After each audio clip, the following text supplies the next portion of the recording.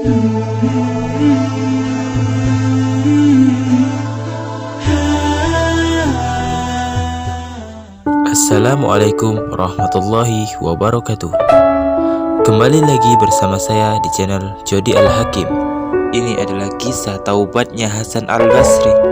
Imam Hasan Al-Basri adalah seorang ulama tasawuf yang sangat zuhud dari kalangan tabi'in, yang lahir pada tahun 21 Hijriah, 2 hari sebelum terbunuhnya Khalifah Umar bin Khattab, dan meninggal tahun 110 Hijriah. Ia lahir, tumbuh dan tinggal di kota Bashrah, sehingga dinisabahkan menjadi namanya Al-Basri. Tidak kurang dari 370 orang sahabat, 70 orang diantaranya adalah Ahlul Badar, yang menjadi guru dan rujukan Hasan Al-Basri dalam menuntut ilmu.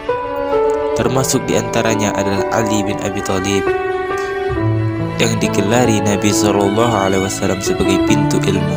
Namun kisah taubatnya Hasan Al-Basri termasuk unik dan memilukan.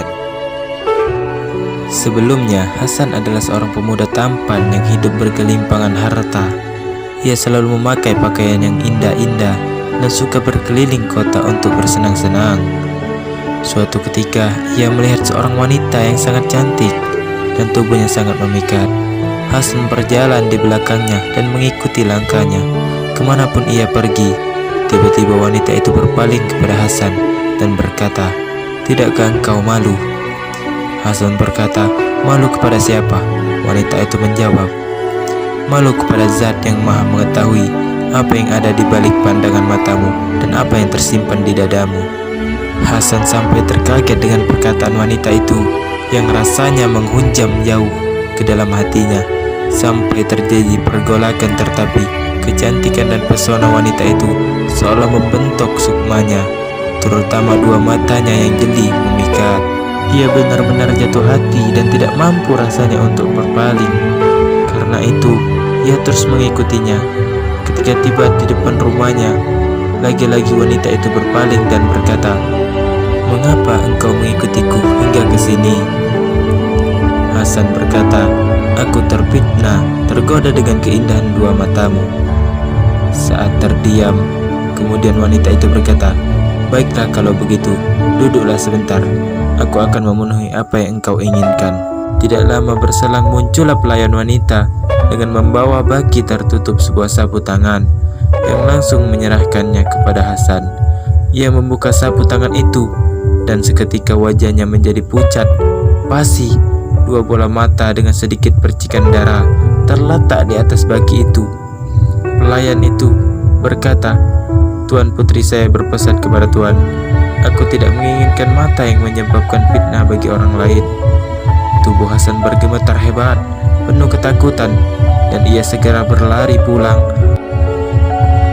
Tubuhnya lunglai seolah tidak memiliki tulang belulang. Sambil memegang jenggotnya, ia berkata kepada dirinya sendiri, "Oh, alangkah hinanya engkau, percuma saja engkau berjenggot, tetapi engkau jauh lebih hina daripada wanita itu." Semalaman itu Hasan hanya menangis penuh penyesalan dan bertaubat kepada Allah. Pagi harinya ia mendatangi rumah wanita itu dan meminta maaf. Tetapi rumah wanita itu dalam keadaan tertutup dan terdengar tangisan dari dalamnya.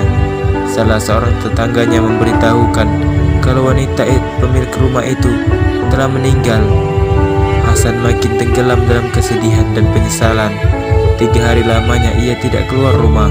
Waktunya hanya berisi tangis, penyesalan atas apa yang telah dilakukannya, dan bertaubat kepada Allah. Pada hari ketiganya ia bermimpi melihat wanita itu sedang duduk di surga. Hasan menghampirinya dan berkata, "Berilah aku maaf dan kehalalan atas apa yang aku lakukan." Wanita itu berkata, "Aku telah memaafkan dan menghalalkanmu karena aku telah memperoleh kebaikan yang banyak dari Allah dengan sebab dirimu." Hasan berkata lagi, "Berilah aku nasihat." Wanita itu berkata, "Ketika engkau dalam kesendirian, kesunyian, berzikirlah kepada Allah Ta'ala. Ketika engkau berada di pagi dan sore hari, beristighfarlah dan bertaubatlah kepada Allah." Setelah terbangun dari mimpinya itu, hati Hasan menjadi lebih lega. Ia berubah total pola hidupnya. Selama ini, semua harta yang dimilikinya disedekahkan di jalan Allah. Ia hidup dalam keadaan zuhud dan dalam keadaan taat memperdalam ilmu dari para sahabat Nabi SAW. Semoga dari kisah yang mengharukan ini bisa memberikan kita manfaat dan pelajaran. Wassalamualaikum warahmatullahi wabarakatuh.